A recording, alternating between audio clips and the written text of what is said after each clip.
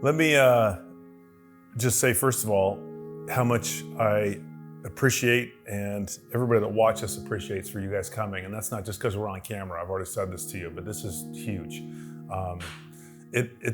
I can feel how huge it is for me personally as a white person, getting the privilege of having what I considered family, to be able to teach me and educate me. And the older I get, and it's happening more and more, the more I want to change, the more I want to learn, the more I want to find out if I'm wrong, and not be so defensive. And I know this brings up wounding and trauma, this brings up vulnerabilities, and it's an incredibly humble thing to do. So first of all, for your graciousness, I appreciate this. And I also hope this alleviates a little pressure on you since you're getting a few phone calls from idiots like me talking to you all the time. And I'm gonna ask probably a dozen questions or more. And I'm gonna say something wrong probably. I'm gonna ask it incorrectly, but that's part of what we're trying to do.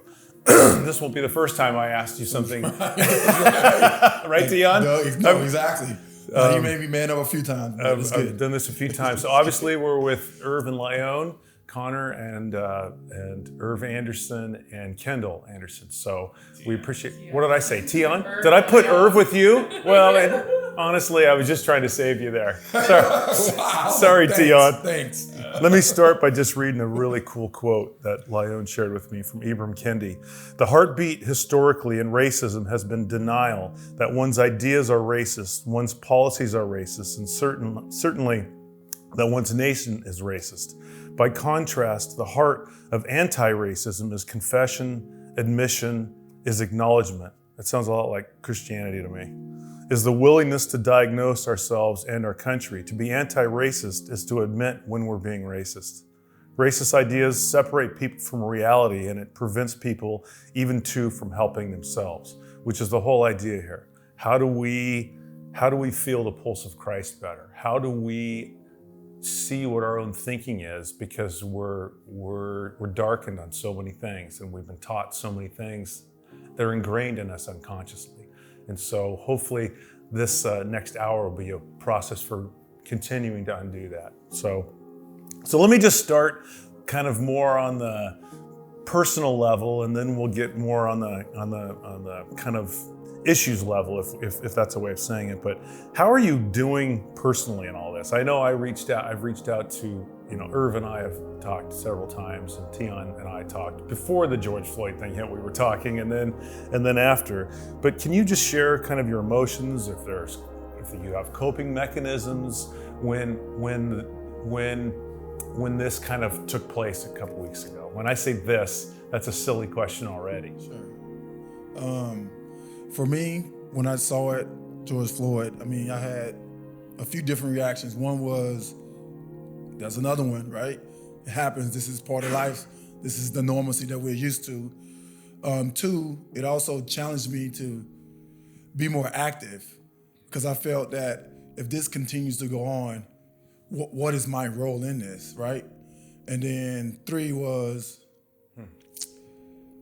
anger, right? I'm angry that another race of people can't see that you are hurting us, right? We're hurt, like we're physically being hurt, like to the point that we're dying, right? And to tell us that, no, that's not happening, you're being crazy for so many centuries, right? So it's another one-off. Yeah, exactly, you know what I mean? So it's, like I said, I had a lot of emotions, but say the most powerful one is just, what is my role? What can I do to be more active, right? Because you can always look at other people and say this and that, but am I doing enough, right? I'm immersed in the Black community. Am I doing enough? So I began to question and challenge myself. That's personally. Cool. Anybody else? And so for me, it was kind of a reckoning situation where every time I watch a video and I see it, and then I say, okay, there's definitely more perspectives here. But I wonder how many people see it from my perspective, because the perspective that we get, and when I say my perspective, I don't mean mine personally. I mean mine is in like the Black culture, because I feel like when almost like you're always isolated as a Black culture. But when I say that, I mean in terms of, okay, how are they going to, and when I say they, I mean not us, how are they going to take this, what they see on video, and explain this away? Can they do that again? Yeah. And it's always the can they do that again, because somebody's going to figure out a way to explain it to where it's like, oh, well, this really isn't exactly what you're seeing. And having seen the outcry before in many other situations, this situation felt like, okay, you always like, I don't ever have enough, like there's never enough film for somebody to deny it. And I was like, this seems like I got enough film this time. Like there's enough film that you can dissect this whole thing, from the surrounding sound that you hear from people talking, from everyone. I felt like this situation was one of those situations where there was no ambiguity from any other side that could look at this. So you watched that and you felt like this is an opportunity. Well, it's a weird thing to say, but well, not like an opportunity in terms of that, but just like, how can they deny this for change one again? For recognition. Yeah. So would you say that that the national reaction, and it is a national reaction, because I've never seen this many people from the white community stand alongside the Black community, right? I mean, in some cases, you see very few people from the Black community, and it's just a huge white community out protesting. Would you say it's helped? Has it helped you personally? Well, I could start, and I'll say real simple.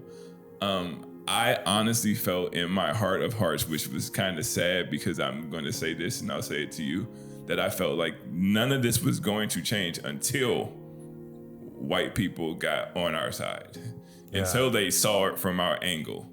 And I felt like, well, maybe this situation, since you keep having these conversations, maybe this situation, every time I feel like maybe this will do it. Maybe this will do it. And you look around and you're like, well, it's just Black people. Well, not going to go far. Right. Yeah. I think I just add that it has the opportunity to help. So there are we were talking about systemic racism, right? So there are systemic changes that actually need to take place. And I feel like we have different national attention, international attention right now. I don't know that enough has been done, but I see more willingness and desire to help. And I think that is, so I think this is an opportunity. I don't think the change is quite made yet. Right. We've even entered a phase where some of it's just a photo op for some people, and then some of it's absolutely an awakening. And so we just need to make sure that we're continuing to put pressure on the issue and on the severity and seriousness of what's happening. Yeah. And it could create some really great things. Yeah, it's interesting. I was listening yesterday to a little bit of sports talk, and there was disagreement in the Black community, like in the NBA. Steven Jackson's like, "Do not start the NBA up. You're going to take focus away." Charles Barkley's saying, "No, have the NBA, because we'll have focus, and then you'll have a platform." No one's listening to LeBron right now, so I thought that was interesting, and they're both right, probably, wouldn't you say? Yeah, we watched a Dave Chappelle.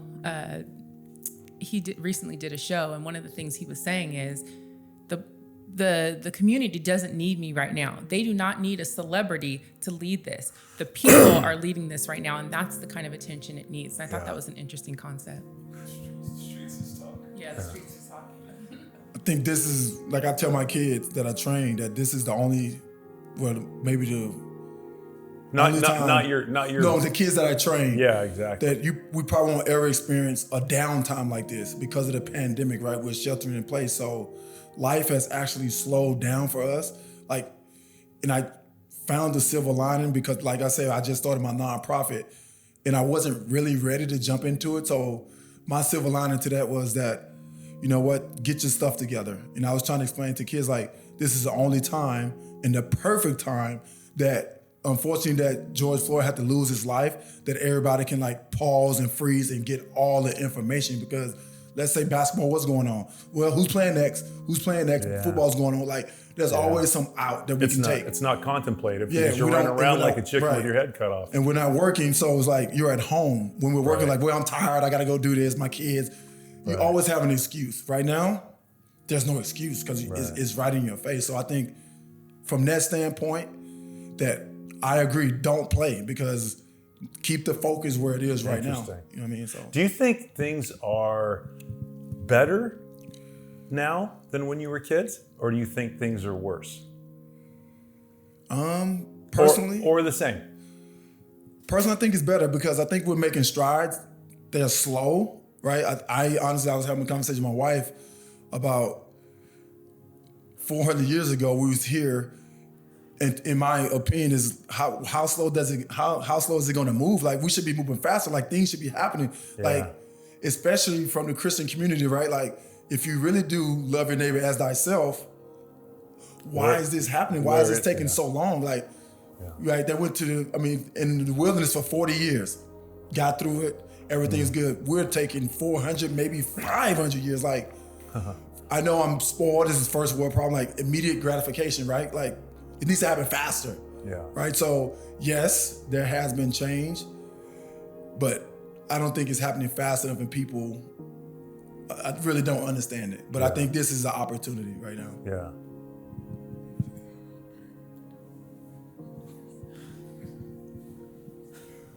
I don't have a perspective on this as they do, and I'm the white person in this scenario. Yeah.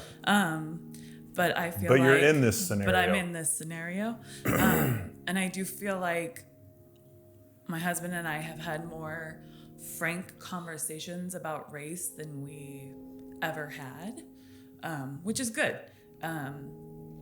But which does create some discomfort, right? And everyone's racist. We're all racist at some level. I agree. Black people are always late. Chinese people can't drive. Like we all have... You were all on time, by the way. I want to say that today. We were. But we all have these things in our head, no matter what they are. And it's our ability to recognize that, whether how small it is, how big it is, to look at the world around us where we work, a conversation that's going on next to you. Are you comfortable or uncomfortable enough to step in, say something?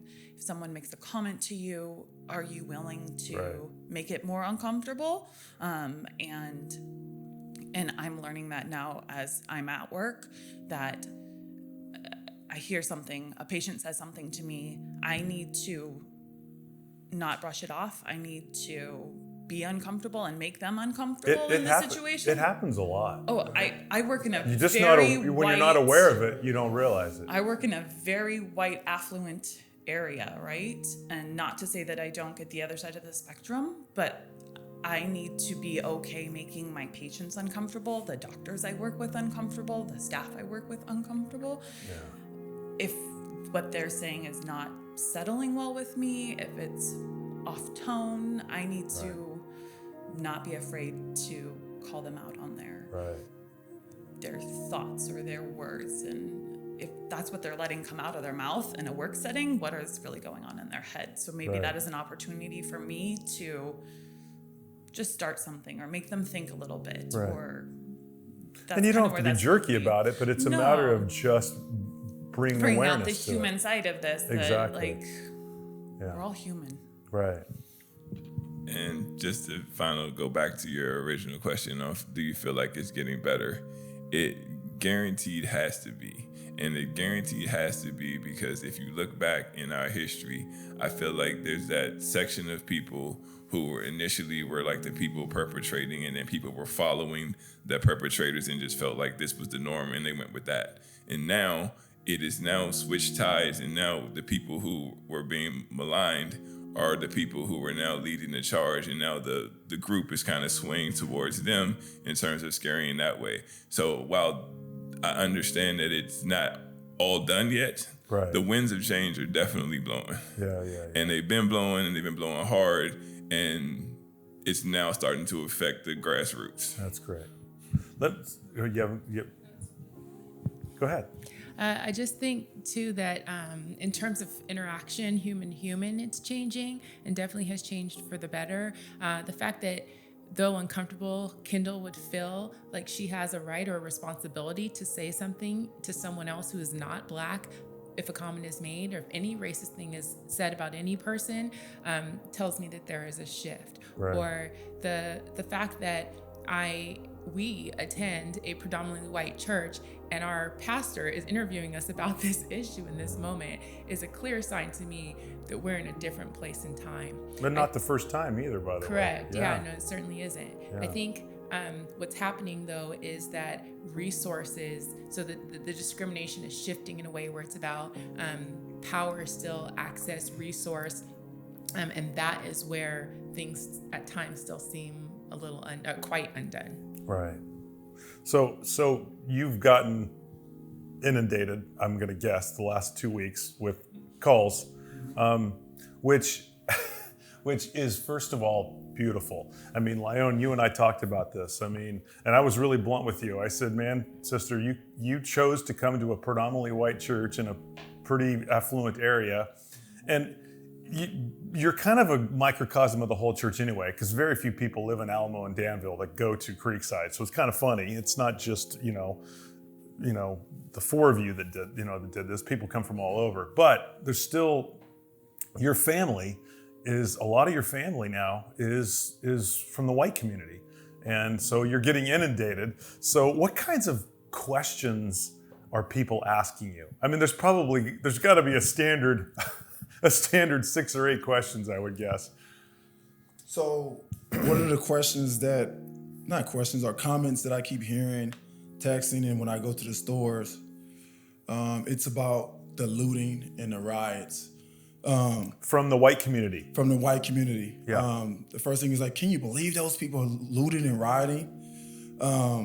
Which puts me in an awkward situation. And just to get some historical context behind looting and rioting, white America has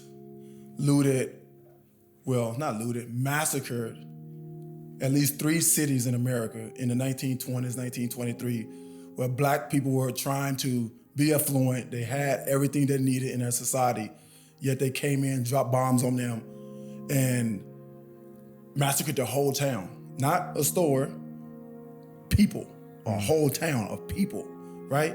And it wasn't spoke on until maybe decades later for fear of retaliation from the white community. So history tells us that this didn't happen. But if we do a lot of research, that happened, and it still happened. Watts riots, the Chicago riots, all of these race riots that go on where the people was pillaged, not belongings, not property, not money, people. So when people say the comment of, how dare these people break in a store? The first thing that comes to my mind, how dare you put property over people, right? That's my first reaction. Like, you really gonna worry about what Target, they broke Target window, right? And no, a man just got murdered, right? On live TV, like they got murdered, and you worrying about something that can be replaced. Right. So I had a conversation with a lady at Safeway. She was like, my God, those people, it's a shame that they're looting. I said, it's a shame that somebody had to lose their life for them to do that looting. So your answer would be, it's all a shame, number one. It is. But number two, prioritize what you're really, really bothered Exactly. by. Yeah. And like Martin Luther King says, a riot is the voice of the unheard. Like, when are you gonna listen? And there's 2 things white people like, privilege and power, right? So if you impede on that, guess what? You got hell to pay. Right. And a lot of communities have paid. So now, how do you get their attention? Go break the building. You see us now, right? Oh, now it's unfortunate that Target or whoever the stores lost their stuff, but now they're gonna listen, right? But people don't see that. They just see stuff being destroyed and taken away. So it's like, do we have your attention? People are dying. We don't like that, right? So anytime somebody says something about looting and rioting, they're taking away from what's really going on. And I do not appreciate that. Yeah. That's one of the things when people text me, I'm like, you really don't get it, huh? This is what you guys care about. So, yeah. A lot of the folks who are reaching out to me are reaching out to check in and just see how I'm doing. And in that, sometimes the racism will come up, the racism in the way that Kendall described it earlier. So I hear you, I see you, I care for you, and I know that folks mean it. I'm hearing it over and over again. It's like this script that has been told to folks to say, or maybe it's a catchphrase right now. Fine. I find myself taking offense sometimes because I'm thinking, well, we've been in community or in some sort of social situation. So you've seen me, heard me, and cared about me from what I understood all of this time. Why now, right? And I realize why now. What you were saying, we have national attention, right? People are home and can see this, but there's a little bit of an offense to there. This wound has been exposed for years, for as long as you've known me. Yeah, is it fair to say, and you correct me if I'm wrong, Sure. there's trauma? Absolutely. So there's trauma for folks.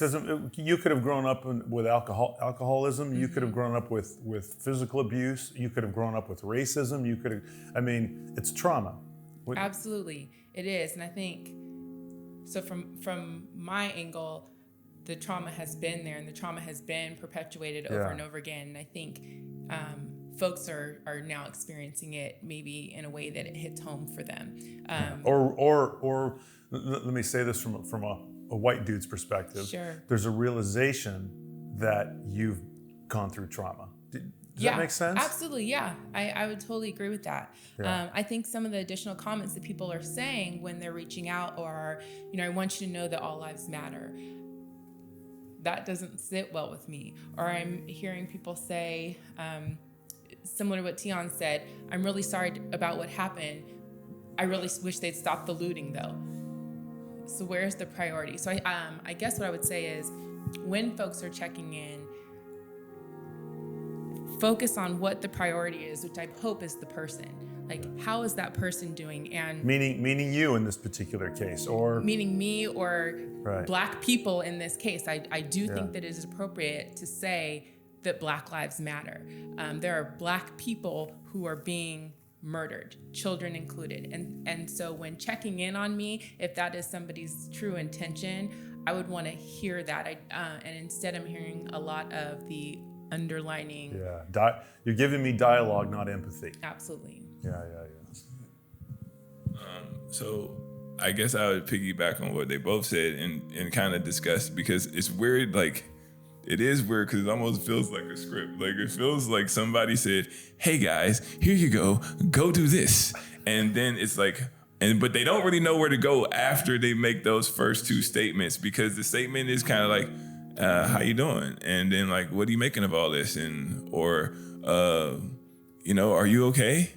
And I'm kind of like, and I've kind of taken pause for a few times when people ask me these questions, because like the answer to that truly is no, I've never been okay. But realistically, yes, I'm okay, because I have a different governing body. I have a governing body of the Lord Jesus Christ. I don't govern myself off of what people do to me or do because of who I am. Right. So I don't really govern that, but still, it still gives you that, like, you mean to tell me, like, we've been having this conversation for years since you've known me? Because I feel like all of us three do. We have never really been quiet about the fact that there's a systemic racism happening in America. What it is we keep trying to go back and figure out, well, how to explain this. And it's the trauma piece is when you have this conversation over and over and over again, it is that same idea of, okay, well, that makes you clinically insane. Well, because it's almost like I can't see you. Right. Yeah. Even though they for sure can see me. Right. Especially you. Yeah, exactly. So it's one of those things where it's just like, okay. And you have to keep plodding along, because you're like, we are the foundation for our next generation. Yeah. If we allow this to be perpetuated and to continue in that same vein, and we keep harboring the same feelings of inadequacy, and we keep harboring the same feelings of anger, then it's going to be portrayed on our children, and it's never going to be able to come together. Yeah. We want a come together moment. And I think that's what we all kind of want, is a come together moment. Right. But in terms of doing that, everybody needs to be on the same page in terms of this is what's been happening, and they need to say it and need to be okay with saying it. Right. So let me. I just didn't want to. Let me throw a kind of a comment at you. There's a lot going on. Sure. I mean, like you said, I mean, it's the perfect storm, and I can see God just he steps into turmoil, right?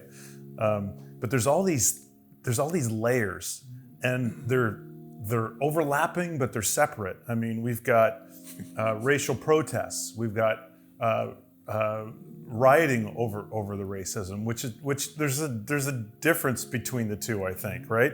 You have the police brutality issue, you've got looting on top of it, you've got the whole big topic that this is all touching on, systemic racism. You've got the Black Lives Matter kind of message and movement. You have the white reactions, and then you have all the politicking from all the news that is actually trying to educate us, unfortunately, and we're letting it. It's so hard, and this has been so hard for me to find. Maybe this is the problem. I'm trying to find a message in this. Right. You know what I mean? And I'm not sure there is one message in this. So how do we separate these? Is that too big a question? Do you follow me? I mean, it's not like there's not just one thing coming at me or you. There's 6 or 7 things at the same time.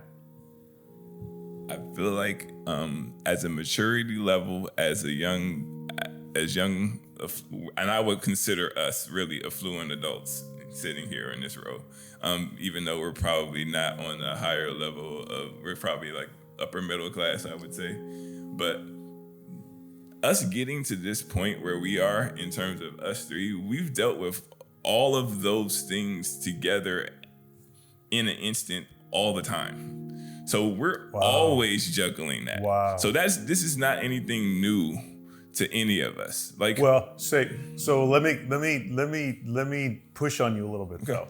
It's not new to you, but from a white person looking at you, it is a little new. I'm just going to be honest with you, and I know that can touch on pain, and I'll say I sincerely am sorry for that. But that's part of the empathy. For the white community, it seems like there's a lot coming at it, and you guys, your probably reaction is, "Are you kidding me?" This has been my whole life. This has been my parents' whole life, my grandparents' whole life. Does that make sense? Yeah. So really, maybe I'm really speaking for myself, maybe, not you. And so that's kind of where I feel like we always try to leave it now. Like, I feel like I'm trying to leave it in the hands. Like, for instance, I'll talk to my wife, and I mean, we've had legitimate, candid, like, upset, angry type conversations where it's like, listen, you're not freaking getting it. You're not getting it. And that's your wife. You've been married for 7 years and dated before that, and have children that you're raising in this society that are experiencing this probably already. Correct. Well, that actually helps me, Kendall, because if it's taking you time to get it, then so of course it's going to take people time. And so the thing is, with all of that happening at the same exact time, like, I'm like, and I feel like this common theme for most of, especially Black America, that is probably around our age or older, the feeling of tired. Yeah. The feeling of tired is like, okay. And I mean, even when she discussed Dave Chappelle, it's like a tired thing. Like, this is not a brand new deal. Right. So it's like, okay, now we've given you the blueprint. Now somebody else take some ownership and start adding to this deal. And then you can come back and talk to us, because we need to sit down for a minute. Yeah. So like, that's really how it feels. Yeah. Say something about that. Go ahead. I agree with that part about being almost numb at this point. I haven't participated in a protest this go round, and I am tired. Like, I actually feel a bit fortunate that shelter in place is still enacted right now, because I was worried about my own temperament. I don't think I was ready to go out there and be face-to-face in dialogue with people right now, because I am so fatigued about this Yeah, issue. yeah. It also reminds me to say, because I do know, especially that the Creekside members care deeply about us, and I care about them too. I was having these flash moments in my mind of folks going, oh, they're talking about me. When I tell my story, I'm not talking about one specific person. I'm talking about any of you. If you and I have had a conversation and some of this came up, yes, I'm not referring to you in that particular moment, but that means I'm talking about you too. Colleagues, folks from work, neighbors. I have a Sure. neighbor who's made off-colored comments, and still I stand there and love my neighbor. And I mention that in this moment because when you ask about how to dissect the issue, I think that complex question is the Black experience, Yeah. right? Is that we have been pulled over before by police and really had to process through the trauma of what that experience was. And did they really just ask us, what are we doing here? What did they mean by that? Why wouldn't we be here? Going through all of that and understanding what just happened to us. Then we have issues with homeownership or finances, and there's no inheritance being passed down to us. Or then maybe we're experiencing folks clutching, I've talked about this before at the church, clutching their bags with Teohn, when we are down at a store or something. So I guess I want to clarify that it's hitting us from all of those complex angles from what you're asking about, in which case, in terms of folks' response to this and what they can do, there's plenty of you, so pick an issue or two and put your energy towards where you feel comfortable or where you think you can help. And if everybody's doing that, I'm hopeful that the issues will be addressed in its complex state. And I would add, at a personal level, realizing the trauma that you guys have been through. You've been juggling all 5-6 of these balls your whole life, and we haven't necessarily, which is part of the problem. And I think just empathizing with that, number one, and to Teohn's, one of the first things he said was, and what can I do? What is Christ calling me to in this situation? I was going to just piggyback on what she was saying. It's, for whiteness, it's a look inward type of thing. Like, one, what are they trying to say? What are these words they're throwing out at us? To research those words, and how do I understand these words? Privilege. How do I understand privilege? How do I understand racism? How do I understand discrimination?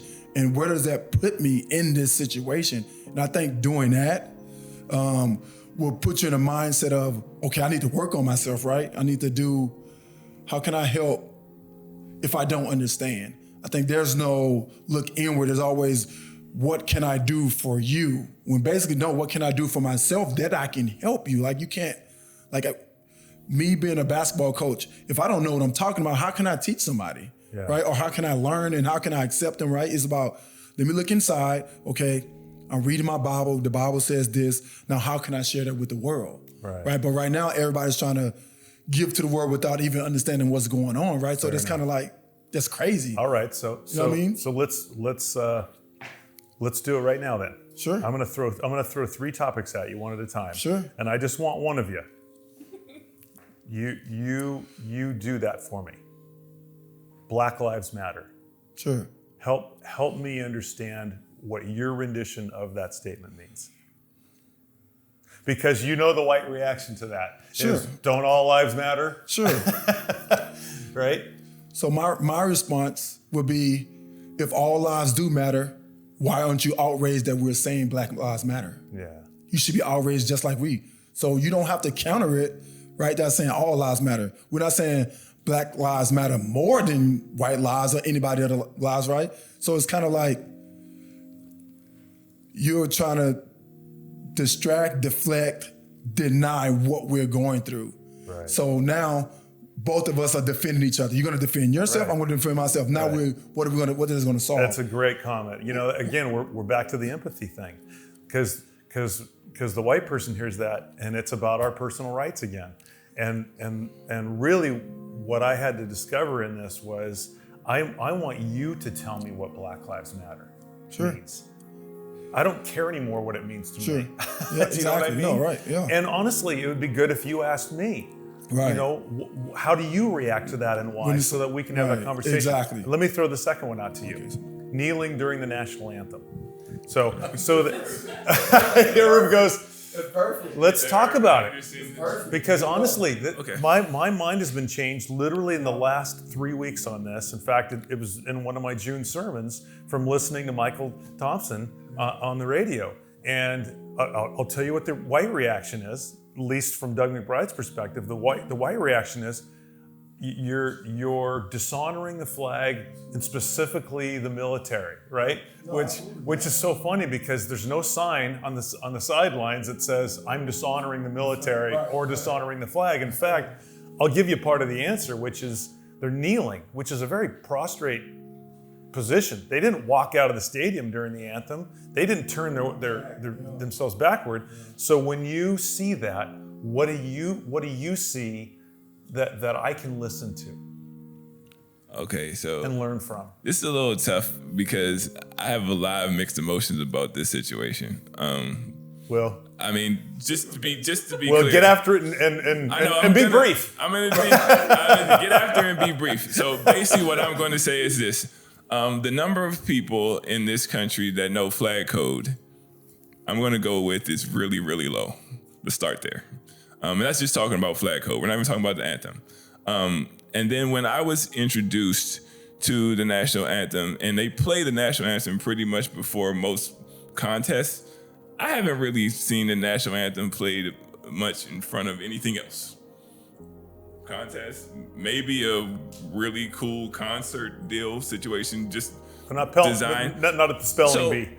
So the problem is that I feel that people focus in on the kneeling instead of focusing on the why. Yeah. And that's the biggest issue for me. So what is the why? Tell me the why. That's the real question. The why is because African American, Black, people of color, even Hispanic people, like people of color are innately, overtly being harassed numerous amounts of times by people in authority. Yeah. And I'm going to say people in authority because it does not stop with policing. Right. And I don't think it's the police. And I want to be clear, not police as in the person wearing the uniform. It is the object of policing. It is the object of enforcement of law. It is that process in which all Black people, and I again, we could circle that in with all persons of color, have a negative feeling towards, because it's never really a positive experience. So when Colin Kaepernick started kneeling and other Black athletes started kneeling, what were they saying? What are they saying? They're saying, listen, for you as white America, you are comfortable. You, my friend, are very, very comfortable with how America is going. America's not bothering you. America's not in your living rooms. America isn't beating you down. That's what they're saying. When you kneel, you're saying, listen, I want you to focus on the fact that for all of you that aren't kneeling, you're okay, we're not. Yeah. And so can I say it this way? This is what I heard from Michael Thompson, that flag of the American principles, which by the way is not the Bible, but still based on a lot of biblical principles, a lot of the original stuff, right, is being dishonored. So it's not really about the military. It's about all the things that are supposed to be fair and represented in this country that are not being held in high regard.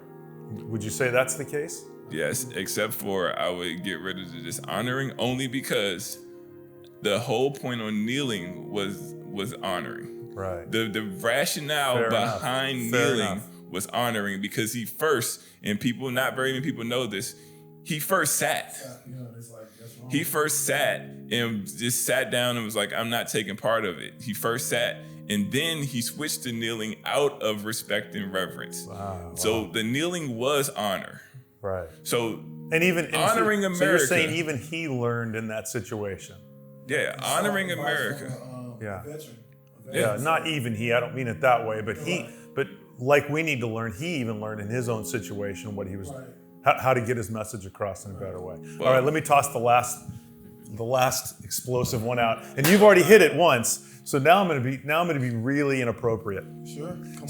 So you talked about looting specifically, right? So this is another white reaction, right? Which is anytime you break property, anytime you steal, anytime you hurt somebody, anytime you run somebody off the road, you break into somebody's house, wrong is wrong. Absolutely. And so the white community sees that and just goes, oh my gosh, this is just horrible. And probably the best the white community has done is to say, let me separate the looting from the protesting, right?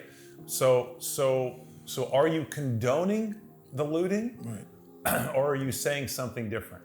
And So I I'm know saying- that's an edgy question. No, I'm saying something different. I'm saying I do not want anybody to loot. Right. But again, I can't control somebody's emotions, right? A cop can't control his emotion when he see a black person. They lose it. Let me Right. grab my gun. I can't control that, Right. right? But I can say, what's behind that? Yeah. What is behind? Why would you loot when there's peaceful protests out there, people doing that? One, because if you feel that you need to loot, you're missing something in your life. There's something going on in your life, meaning that I don't have enough money, I don't have enough clothes, whatever I'm looting. And there's some buttholes out there that say, I'm gonna loot and take advantage of the circumstance. Like nobody's looking, they worry about them, then we go do that. So the same question that would be asked of the cops that watched what took place and were complicit, what's going on there, is the same question that you say we should be asking about anybody. The people that are looting, the people that are in drug addiction, the people that are, what's behind that? Exactly, and I don't think a lot of people we don't do that. Instead of putting them in jail. Yeah. Can I add to that? Yeah, go ahead. Yeah. So I don't condone looting on any level, but it's like dealing with my 3-year-old. The more I ignore her, the more I ignore her quiet asks for attention, the louder she gets. The door slams, she throws something down. The longer you ignore quiet pleas for attention, the louder it's going to get. And the harder you push people, it's not always going to come out happy, right? Right. And if that's what I'm not condoning the looting, but if that's what those people felt like they needed to do to get attention, did it not get attention? And I do feel that it pulls away from the bigger message and the bigger picture. But again, like, the same mentality as a 3-year-old. It's telling We're us, all 3-year-olds. it's trying to tell us the pain level. Exactly. Like, how long have they been ignored? How long have these voices? How long has the quiet kneeling on the field? How long has, the quiet cries for help and like justice been ignored, that now I have to be loud and I have to break something to get your attention. Right. All right. I'm going to do something. Lyone, I'm guessing you might be the one to answer, but we'll see. It's interesting. This list of names, I'm embarrassed to say I knew 2 of them. So I'm going to read you a list of names. And I want you to tell me who they are and what it says or what it means. Yeah, and for those of us from the white community, I would love to know people from the white community if these names mean anything to us, because they mean a lot to you, I think. So let me read these names, and I'll try to not get emotional when I read these, because it's like, wow. So Nicholas Hayward, Tamir Rice, Tyree King, Ayanna Stanley Jones, Trayvon Martin, probably the most well-known in the list, right?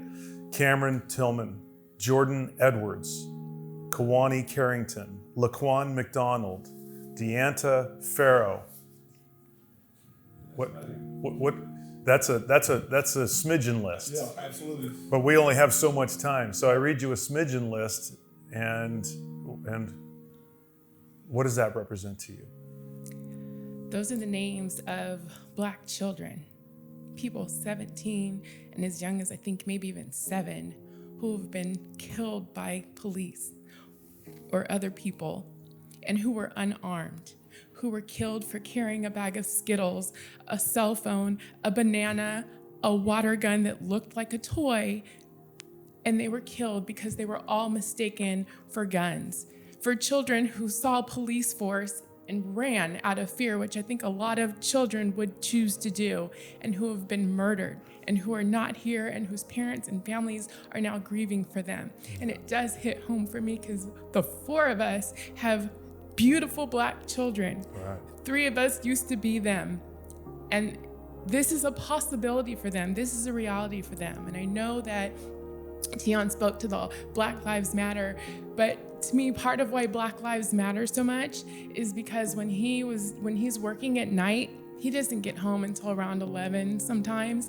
And I stay up holding my breath, waiting until I hear the keys jumble through the door because I'm not sure if he's actually gonna make it. He has been wrongly arrested before for no crime. We got something in the mail that said, "This is off your record. It's not gonna be on your," because it was a no crime. Right. And it was while he was at work in a button-up shirt. And I'm sorry I didn't ask your permission first for saying that, but I need you to understand that your life, Doug, matters, and people aren't questioning it. Yeah. But there are killings that are taking place that actually make me question if Black lives do actually matter in this country. And that is what I would hope we would all question and affirm that they in fact do. Right. One other example that comes to my mind, this is for all of the ladies out there and maybe some of the men in our Creekside community. I am a hardcore Facebook yard sale grouper. So if I find something on a deal, I don't know what that is. Sorry. So there are these, thankfully. So Teohn knows. There's these Facebook yard sale groups. It's by your community. When we lived in San Ramon, I was in the San Ramon group. Now I'm in the Martinez Pleasant Hill ones. And you're just selling your stuff, but you're doing it online. Okay. And the way that you gather the item is by doing what's called a porch pickup.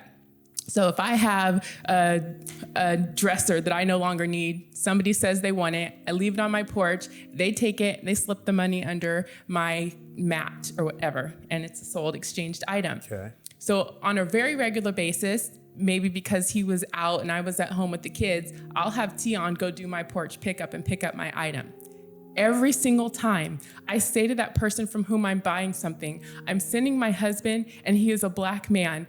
I just want you to know that ahead of time so that you aren't worried about it when he gets there, because he's gonna be lurking around their porch trying to find that thing his wife sent him on an errand to do. Wow. If you don't have to do that and call ahead for your husband, in case any of you poor husbands have been dragged out to do a porch pickup, Black lives aren't mattering right now. Wow. There's a difference in how we have to conduct ourselves. I've called the police probably 3 times since we've lived together, never for something happening in our home, but each time I've called, we lived in an apartment once and there was domestic violence happening. I called, and every single time I've said, and when you get here, we are a Black family and I'm a Black person who called, and it's not us, I'm calling about X situation happening. I just want to make sure you heard that so that when the police come, they don't accidentally make any assumptions just because we're the first Black people that they see in the situation. And if that is not something that you're having to do, it's not a protective measure you're having to put in place, then I'm telling you, Black lives are not mattering in the same way. Right. Because never have I had to do any of those things. Ugh. Oh, I'm so sorry. Thank you. Ugh. That's a lot.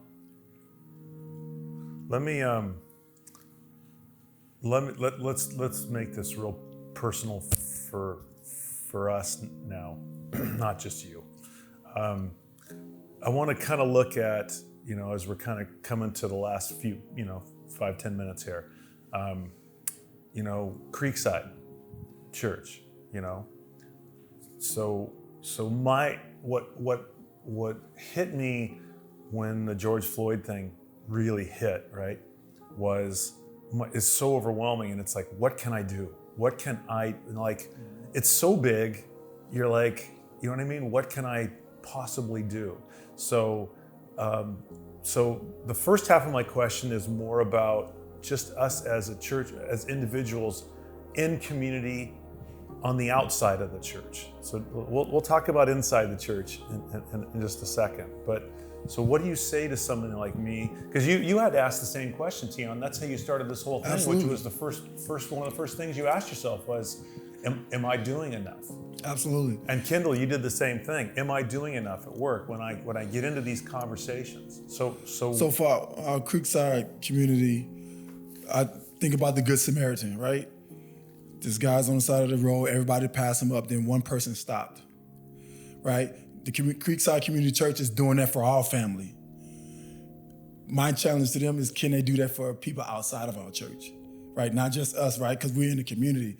If you can show that same love, humility, vulnerability, all of those things that you show our family, is it possible to do that outside? So you're saying, Doug McBride, can you treat people in the Black community as well as you treat Teohn? Absolutely. As well as you treat Lyone and Erv and Kendall? Absolutely. If you can do that, then there'll be moments where your influence and your impact spreads more. The same benefit of the doubt, the same empathy, the same care. Wow. Which is incredibly difficult. Yeah. Right? It is. Right? Because now I'm challenging my biases, I'm challenging all my, all of those things that in the back of our mind, it has to come to the front. Right. And the second thing I would say about on that, it's not a trend, right? It's not something that's catchy, meaning that because now everybody's on board with the Black Lives Matter movement, what about a month from now, a year from now, 2 years from now?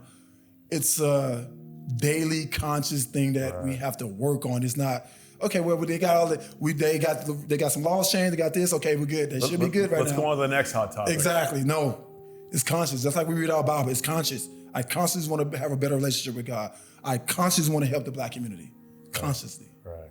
That's cool. I would even feel like I'd go a step further, because I'm taking this from a place of education. There's an education piece that our schools miss on a consistent basis via not taking advantage of situations where, okay, so now, because children that I'm teaching, I'm like, they're not understanding white privilege. And when you say the word white privilege, I mean, I used to cringe at that too, because I'm like, okay, people ain't gonna take that the right way. But they're not looking at it, they're looking at it from the white side. When legitimately, it's basically, when you say white privilege, you're reversing it, because it's like Black underprivilege. So to not bring yourself down as a Black man, I say white privilege because of like, okay, well, I'm at a certain level, and I don't want to necessarily feel like I'm down lower by saying Black underprivilege, which is really what it is. White privilege is just showing you that there's a gap there. Yeah, right. The education piece, where you're having conversations in white families' homes about Black experience, I would say I feel like that conversation should go. Yeah, that's one of the things you said to me, Erv. White people need to be talking to white people about this. Correct. Right. As long as we continue with having, just because it's not enough of us. There's 6% African American males in this country. 6%. Of that 6%, there's a high percentage of them that are being currently beat down. Mm-hmm. So they're going to be gruffer because you have to be. Right. So when you're like, oh, I mean, like, this is the conversation that I've had plenty of times with plenty of people. And they're like, when I first went to college, it was like, oh, you look so mean. You look so mean. Are you mean? Are you okay? And I mean, this is coming from us being in a scenario where we're around more white people than we normally are. Because I grew up in an all Black area. So the questions of, are you mean? Are you okay? Like, oh, you seem so upset. And then they talk to me and they see me splash my big smile. They're like, oh, okay, you're nice. But like, how long did it take them to get to that point? Sure. Is all because of the feelings that they had before they met me. Right. Meaning, they didn't have the conversation to educate themselves about Black people and about what was going on. It goes back to what Teohn just said. Yeah. Can I extend the same empathy and love and benefit of the doubt to somebody that I don't know, that does not look like I do? So let's get this real personal then. There's no way we as a church do this perfectly. What can we do as a church specifically for you who are from the Black community, and Beverly and Bridget and the man's kids. And I mean, it's, what can we specifically do within our church, and what can I do differently? Because I know we haven't done this perfectly. I know it. I mean, I'm definitely not an expert. I'm doing research on this as a lot of stuff. I mean, real life examples within our No, church. I know. Since you've been at our church. No, what I'm saying, my first thought is to hold space for it, meaning that, like, I don't know what that looks like. Like I said, like, does it look like a workshop? Does it look like, hey, let's put the Black people in front of the church and let's give them a day? I don't know what that looks like. I'm just saying there should be a space where we can bring stuff to the table, or we can just say, hey, this is how we're feeling, or do y'all have any questions, or how can we help you right now in this moment? Like, I think there should be space for that. And like I said, I don't know what that looks like. Like, like put it on the calendar, or I don't know. Lyone, I know you have thoughts on this too. I'll pass it to you, Erv. I have a start, stop, and continue. So my start is diversifying. I'm thinking about the man's kids and our kids. Diversify the toys and games and things that are in the children's Sunday school classrooms. Yeah.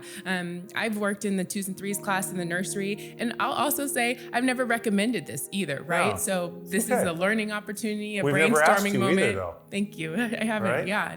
And so I would say, I'm in those classrooms, and there's white baby dolls, and there's white figurines and action figures. Diversify it. Put toys of all sorts of children, to play that represents us. Simple, practical. My continue is that there's been videos like this of various topics that the church has done, and I've appreciated anytime I've seen a mix of races in those different stories, because people are coming from such different world life experiences and understandings. I think that it helps richen how we all see each other and experience each other. And then the stop, I would say, Erv and I joke about this sometimes too, is if a new Black member is coming, while I also want to meet them, I don't think that the appropriate immediate action is to introduce them, come find the Black member in the church and introduce them. I would love to see greeters and members meet the person, learn about them, and connect them to whomever has that thing in common, that thing beyond them being Black. And maybe it's in addition to, and we are the appropriate person to connect them to. That doesn't mean you can't bring them to us. But a good chance not. Yeah, but so and we've had instances of that. And if you don't know it, there's this awkward, very uncomfortable moment and eye exchange that happens between those new members and us, as they know that they're being brought to us because we're the Black person, we're the token Black people, and we're like apologizing through our eyes to them for this moment. So I would just say, yes, introduce us and introduce them out. All right, let me. Do you have more? Oh, yeah, well, I thought we were all going through this real quick. Give my recommendation. No, and I would say that the weird thing is, like, I'm for you or anybody in the church coming to me and asking me a awkward question. I understand where they're coming from as a place of love. Yeah.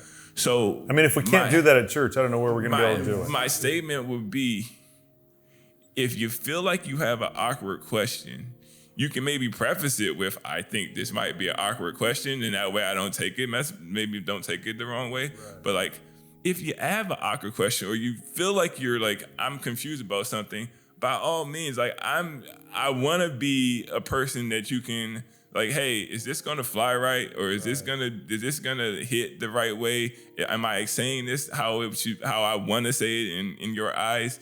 And I feel like I'm okay with that level of conversation, even if it's like, nah, that's really crass. I'm comfortable enough that us having that conversation would help.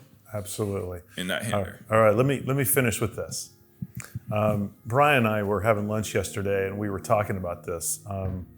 And there's a lot of changes that need to take place, like the law enforcement changes. I mean, you should be able to figure out if a bad cop's been fired and not just getting hired in the next county. There's some really obvious things, right? There's all kinds of awareness and sensitivities, things that, even small recommendations you just made even within our own church.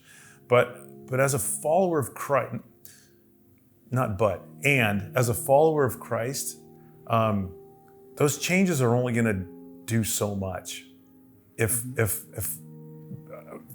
our hearts don't change. I mean, that's just how I feel. I mean, we need to make all these changes, and in the end, it's kind of like in your marriage. If all I'm doing is policing my behavior and I'm not changing my heart towards my wife, we're gonna have a problem, because I'm only gonna police my own behavior so well. Does that make sense? So I guess my final question is, what role does your faith play in all of this kind of going forward? And do you agree with my comment about the change of heart? Does my question make sense to you?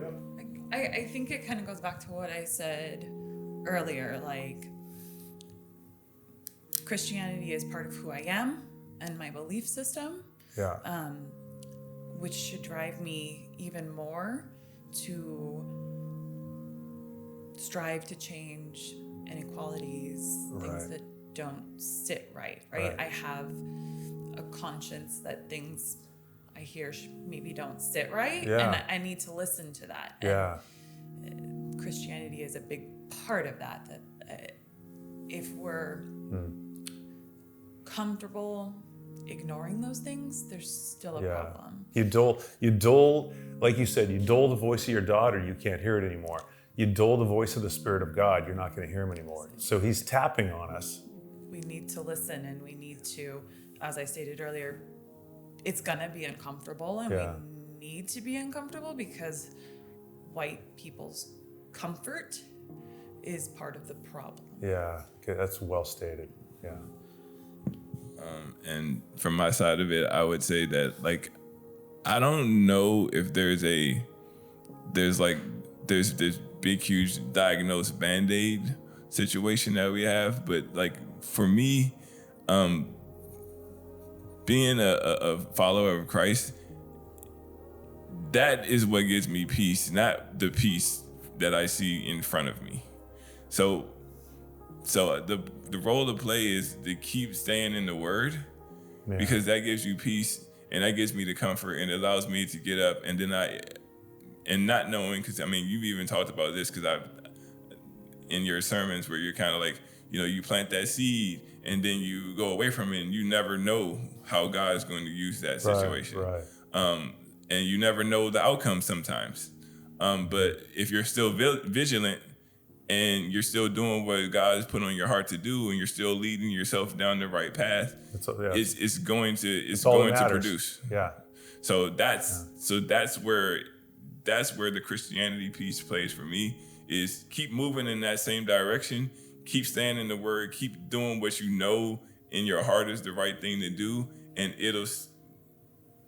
something's going to occur. Right. It may not happen for me, but it's going to occur. Yeah, fair enough. For me, being a Christian and try to talk about racism, I think it's kind of taboo, right?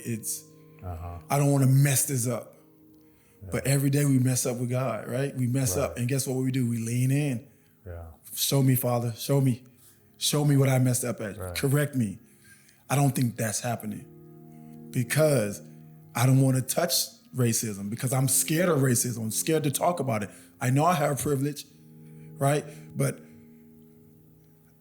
I don't have enough vulnerability or humility like I do with God to challenge myself, right? So as Christians, we challenge ourselves every day. God, I'm not living up to what can I do more? How can I show the world that I'm for you, right? And I don't think that's happening on a racism part, because it's so touchy. Don't nobody want to touch it, right? Even though it's ancient. Exactly, but don't nobody want to touch it. It's the Old Testament. Right, exactly. So it's just lean in. We're gonna mess up. We're gonna mess it up. We're gonna mess it up. We're gonna mess it up. Right. And I think that fear prohibits or stops or deters people from doing it, right? So being a Christian, that's how we do all our life. Just show me God, show me. Cool. And I think that's where it's got to continue, just keep believing. Again, I want to say we're going to mess up because I know white people don't want to offend black people, right? They don't. Like Erv said, it's okay. Like, offend me. Yeah. I'm going to correct you. Right. But if we can't get to you offending me and you learning and resonating with what I'm saying, then we won't get past this, right? So, yeah. Good. I think that you've told us several times that it's not enough to just be a nice person, to just be a good community member. Faith is so much deeper than that, and it's involving a devotion and a practice and a way of life and something that I'm embodying. And I think the same could be said for racism, right? There are a lot of people out there who are racist and don't see that or understand that about themselves because they're really nice. They have treated me with so much respect in each interaction. So it's more than that, which goes to the quote that you were saying in the beginning. How do you be anti-racist? How do you stay in thought about the systems that you may be a part of and the way that you treat people and what microaggressions and underlying comments might be made that you're not realizing? Where are you putting your money? I mean, we could take this all the way up to politics if we needed to, but there's so much more than just being nice. Right. And I do appreciate folks for being nice so far. Yeah. It's time for more. That's not the goal. Yeah, Love's the goal. absolutely. I cannot thank you guys enough. And just the recognition on behalf of myself, our church, the white community, on the pain that's been inflicted on you. I'm sorry. Thank you. Yeah. And we know you're tired. And so, by the grace of God, may He energize us. May He encourage us and bring our energy level up to carry you during this time and your community, and to carry the message of Christ forward. Amen. Amen. Thank you very much.